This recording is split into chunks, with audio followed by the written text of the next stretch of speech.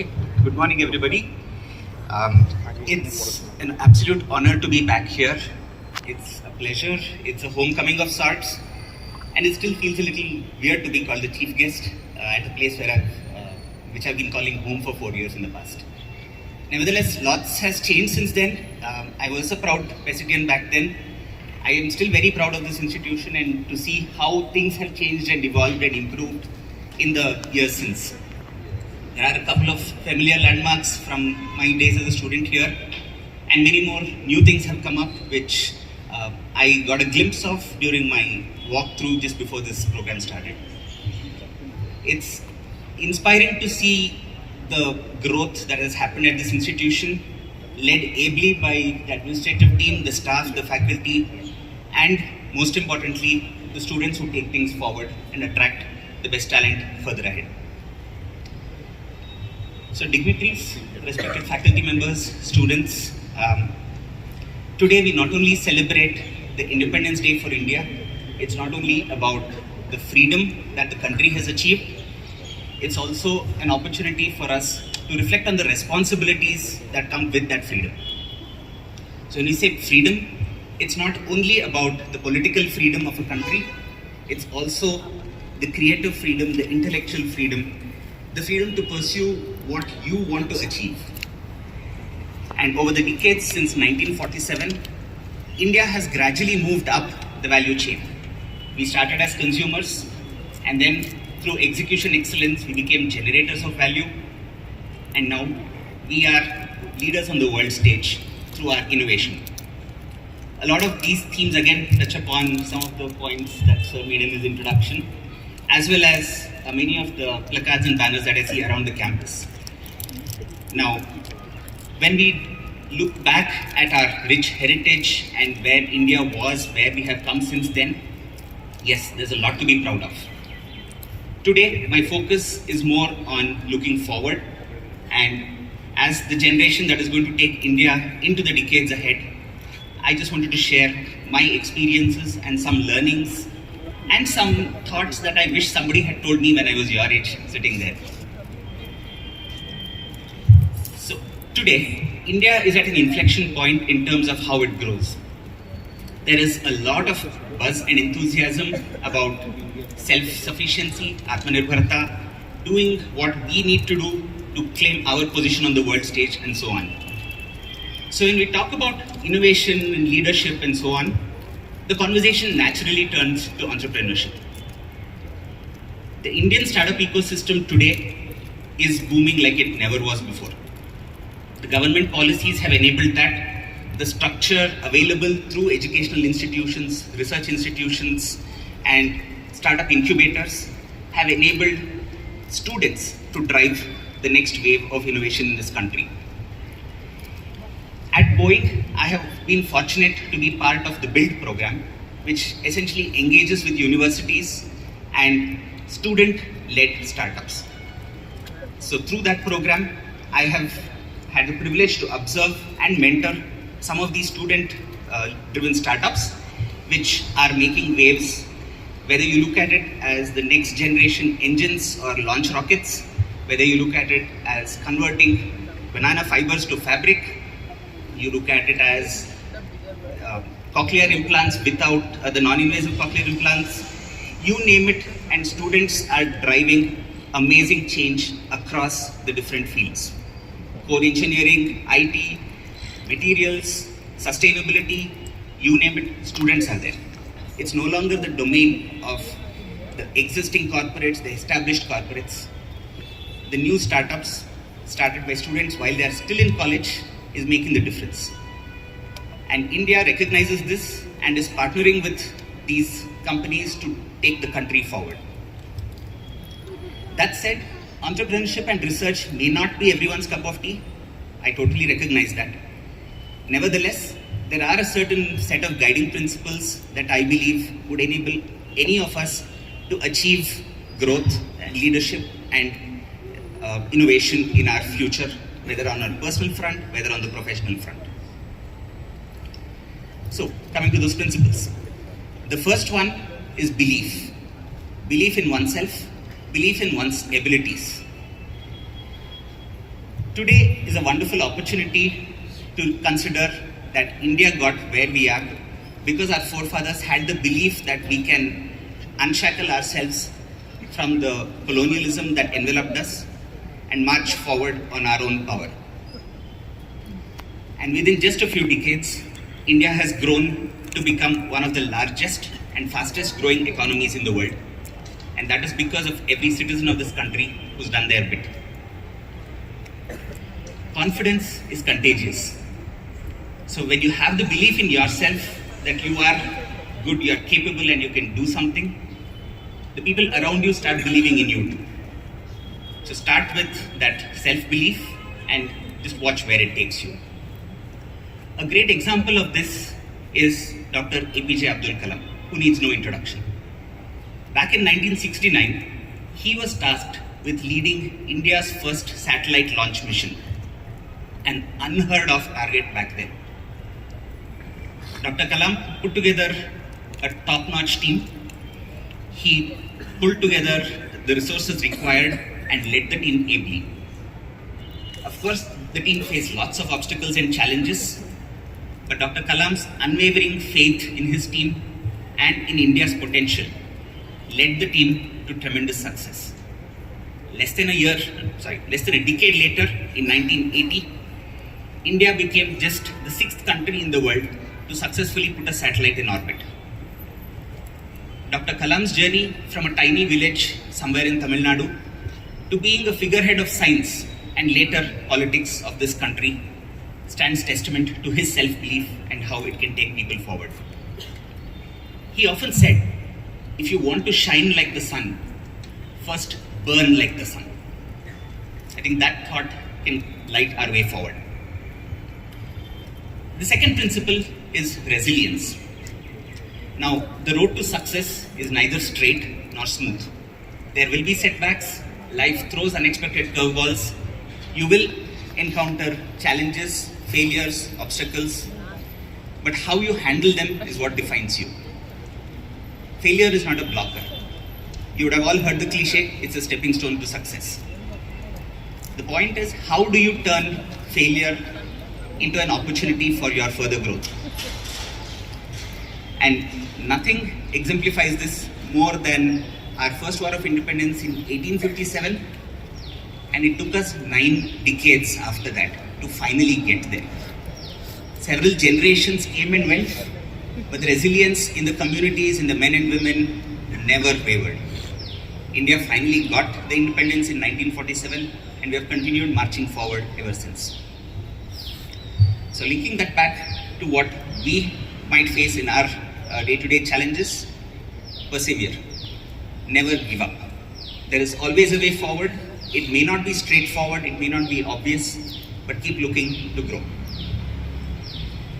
An example I would like to quote in this context is the versatile and legendary singer Kishore Kumar. Not many of you may know that early in his career, he faced multiple setbacks. He faced so many rejections that a lesser person would have just given up and switched to a different career. Not Kishore Kumar. He even got rejected by S.D. Burman, who said, Kishore Kumar, your voice is not suited for film music. It just doesn't cut it. What did Kishore Kumar do? He went back. He worked on his craft. He crafted his own unique style. And the rest, as we know, is history. The third principle I want to talk about is upskilling. Now, continuous learning is the key to ensure that we are always staying ahead of the curve, driving that next change that's coming up, whether in your life, in your company, in your career, in your country, in the world, you name it, that happens through upskilling. Knowledge by itself has a certain amount of value, but how you apply that knowledge to change things for the better is where the true test of your wisdom is. The continuous learning allows us to break barriers, find new vistas to explore, connect the dots in ways that were never thought of before, and make big things happen that were just a dream not too long ago.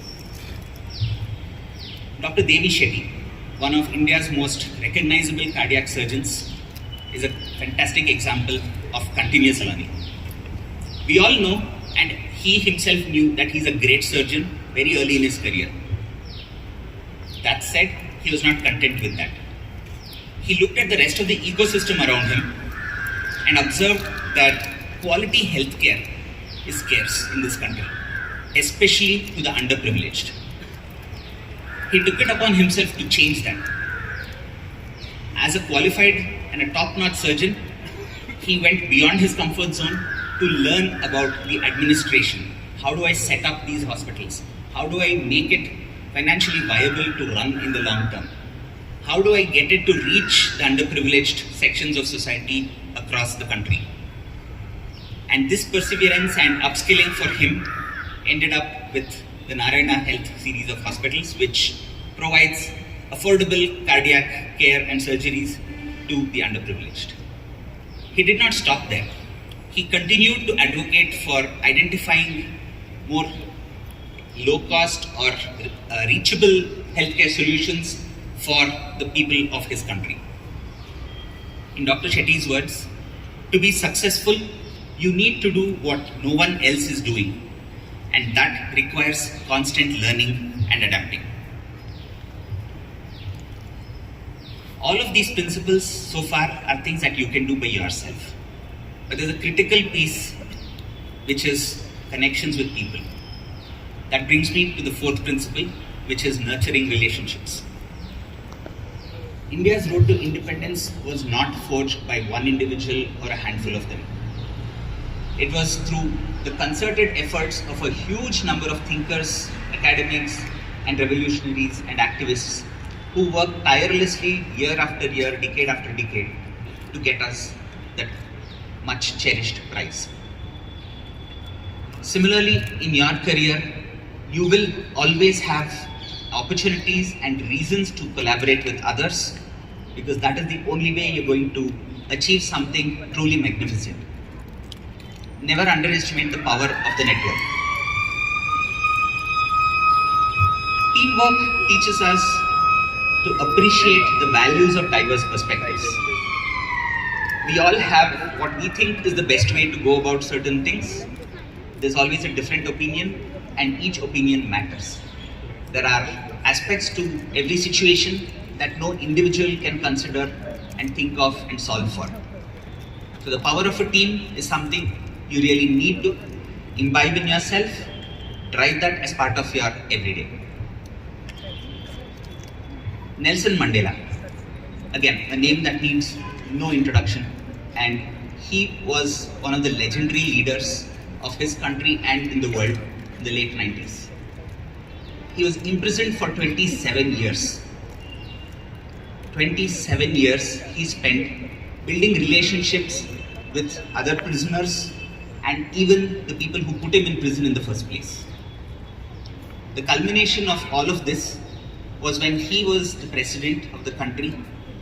He invited F.W. de Klerk, and this partnership enabled South Africa to transition from being a country torn apart by racial oppression into one that graduated into democracy and peace between all the communities. Mandela focused on nurturing the relationships with all the stakeholders to ensure that his country moves forward. He could have very easily chosen the path of vengeance. We know where that path would have led the country, and we know where South Africa is today. Undoubtedly, Nelson Mandela's approach towards the relationships led to South Africa being what it is today, a multicultural society that shines as one of the prolific countries in the African continent. The fifth principle I want to touch upon is creativity and innovation. Now, as human beings, we are fundamentally problem solvers. We are innovators. We look for ways to find solutions to problems that bother us. It could be small, it could be large, it could be global or beyond. As human beings, we find a way to get past that challenge and on to the next. Today, I invite all of you to think about what role you would play in innovating what comes next for this country. Whether it is smart cities, telecommunications, or AI, the buzzword of the day. There are endless opportunities for where you can play a role in coming up with the next new idea. Now, one thing I tell a lot of my team members in the corporate context is innovation is not necessarily something big, something totally new, huge. No. Innovation is making that incremental step forward. It is making that improvement over something which wasn't there yesterday. It is about those small steps that add up over a long period of time, which result in a huge impact down the road. Don't look at what did that one step do. May not be much, but as they say, the journey of 1,000 miles begins with a single step. In this context, I think Khan Academy is something that I would like to quote. Many of you would have heard about Khan Academy or used it extensively perhaps. How did it start? It started because Salman Khan wanted to create a few videos to tutor his cousins on mathematics. That's it. And today, what has it grown to? A huge educational platform with millions of users daily. The key is Salman Khan did not look to set out to create such a huge platform in the first place. He started small and it grew organically to what it is today. Along the way, the innovation that he brought in was to fundamentally rethink what education is like. Innovation in education is not only about making the classroom more engaging. Yes, that's an important aspect, but that's not the end. How do you make it reach the wider mass? How do you make it tailored to what each individual wants as part of their development journey? That is the crux of how Salman's innovation for the Khan Academy took it to where it is today. The final principle I would like to touch upon is humility. Now, humility is about understanding that the greatest breakthroughs come about not because someone had a brilliant idea somewhere, but because it's the culmination of a lot of things that happened in the background leading into it.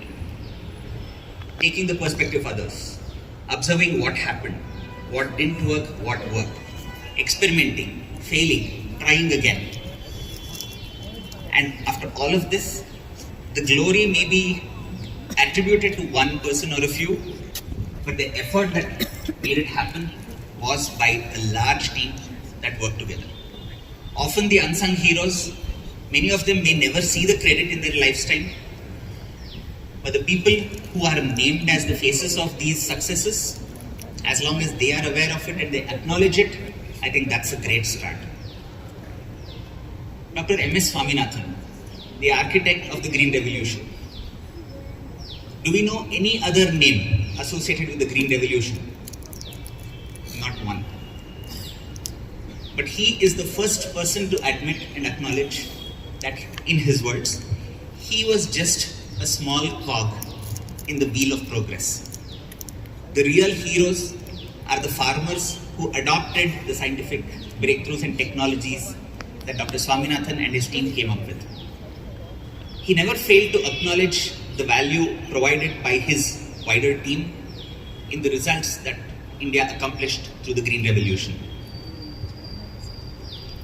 Now, all these principles are simple, familiar, straightforward, but they alone will not get you the grand success that you would dream about. The only way to get to that success is by supporting these principles with a solid foundation of certain values. Now, the first of those is consistency. These principles that I talked about may help you achieve a momentary success, but the sustained application of these is the only way to ensure enduring and a larger impact at the society level, at your personal level, at whatever level. What does consistency mean? It means that you show up. And not just show up for the sake of it, You show up with the intent to do your best, with your full focus and a commitment to give every last bit that you have. This consistency and commitment is what helps you keep going when success seems far away and you still need to get there one step at a time. Consistency helps you keep putting that step after the other step after the next, and eventually your goal is in reach. The second layer is health. Often underlooked, this is perhaps the most fundamental thing that enables any of us to achieve what we do. All too often, especially early in our careers, we go all in about doing the best we can in the professional context. Health takes a backseat because at that age, the body is willing to cope, it puts up with it, and we may not realize the damage we are doing in the long run. But when you look at it over the course of a lifetime, do take that effort and time to invest in your own health. The power of nutrition, exercise, and rest cannot be understated. And when we talk about health, it is not just the health of the physical body, it's the health of your mind. How balanced, how calm, how composed you can be in the face of challenges defines how far you can go in overcoming those challenges. The third layer is adaptability. The world never goes according to what we want it to do. We have our plans, fantastic, it's good to have that clarity of thought. But go into that plan knowing that a lot of it will not play out the same way. You may have backup plan, you may have plan C, D, E, F, whatever number of alphabets, doesn't matter. Something different will still happen that you have not planned for. How adaptable can you be?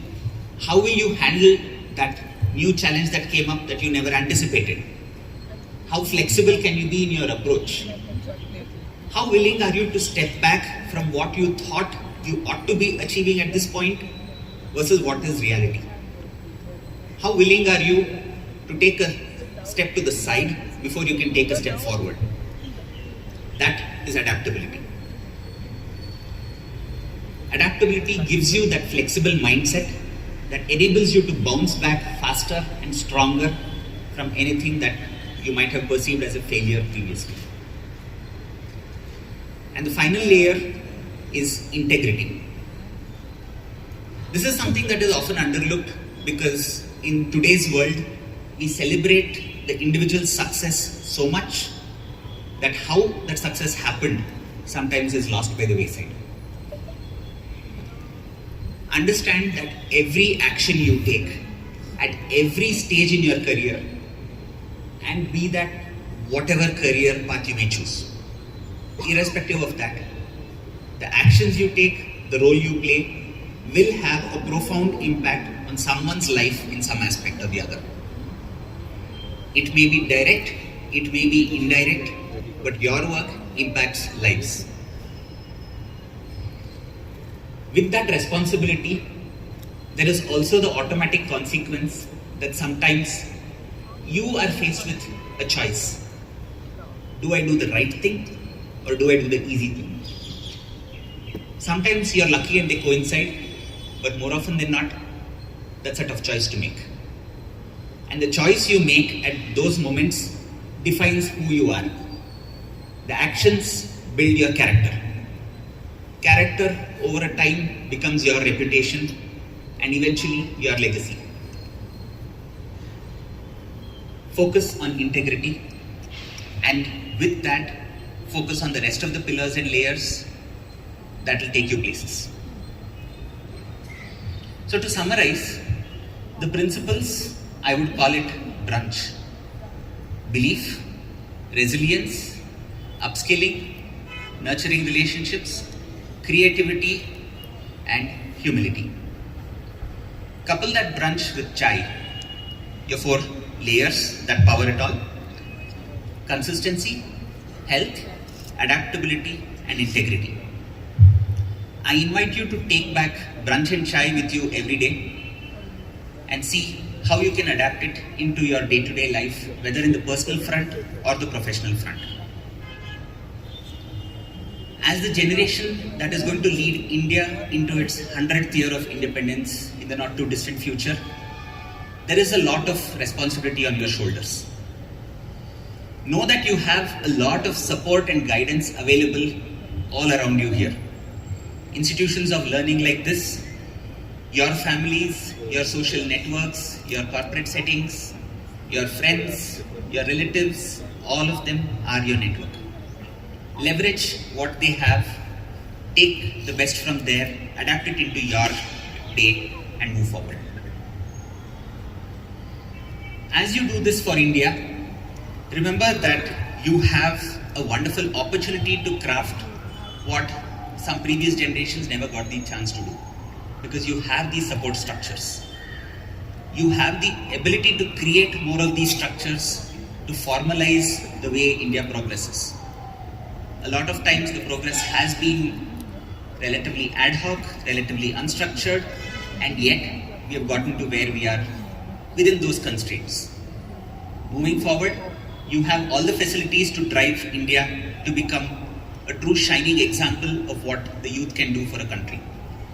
So with that, I invite you to lead us all into the future and wish you the very best for your careers and everything that you do. All the best and happy Independence Day to everyone. Jai Hind.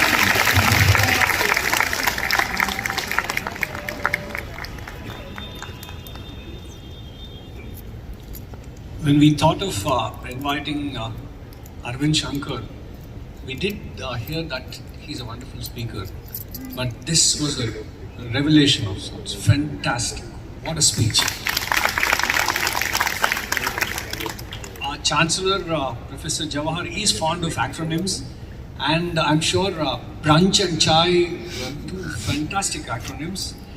I'm sure he'll come up with a few more acronyms himself. And it wasn't lost out on me that many of these things that he was mentioning about belief, confidence, and the rub-off that happens are true to Professor Jawahar himself. The sort of belief he has and the sort of confidence he espouses, just being around with him, and the sort of dare and dash he brings into the systems. Not for nothing, this sort of an empire has happened. It's always a pleasure listening to Professor Jawahar. I invite him to make his remarks.